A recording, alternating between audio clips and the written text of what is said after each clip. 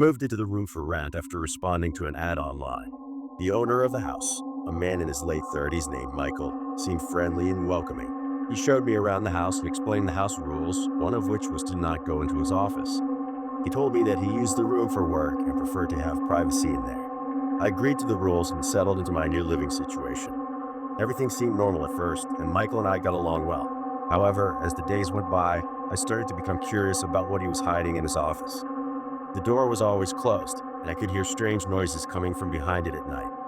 One day, when Michael was out running errands, I couldn't resist the temptation any longer. I slowly opened the door to his office and peered inside. What I saw sent chills down my spine. The room was completely empty except for one chair in the center. The walls were covered in pictures of me sleeping. I was frozen in fear as I looked at the photos, each one capturing a different angle of me in bed. It was like he had been spying on me while I was asleep. I felt violated and creeped out, wondering how long he had been watching me. I quickly shut the door and tried to compose myself. When Michael returned home, I couldn't look at him the same way. His friendly demeanor now seemed sinister and unsettling. I knew I had to get out of there as soon as possible. I started packing my things, trying to be discreet so as not to alert Michael. But as I was leaving, he caught me in the act. His eyes darkened as he realized what I had discovered. "You shouldn't have gone into my office," he said in a cold, menacing tone. "Now you know too much." I tried to run, but he was faster. He grabbed me and dragged me back into the house, locking me in his office. I screamed for help, but no one could hear me. Hours turned into days as I sat trapped in that room, surrounded by pictures of myself.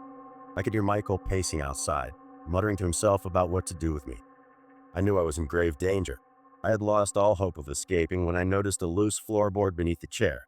I managed to pry it open and found a hidden compartment underneath. Inside, there was a knife and a bloody rag. I knew it was now or never. I grabbed the knife and waited for Michael to open the door. When he did, I lunged at him, stabbing him in the chest. He fell to the ground, gasping for air.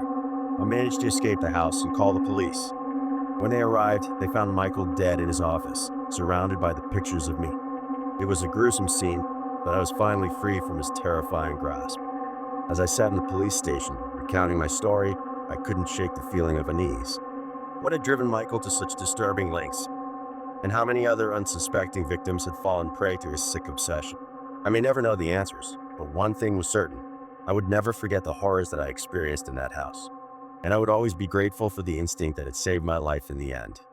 The chilling tale of Michael's twisted mind would haunt me forever, a reminder of the darkness that can lurk just behind closed doors.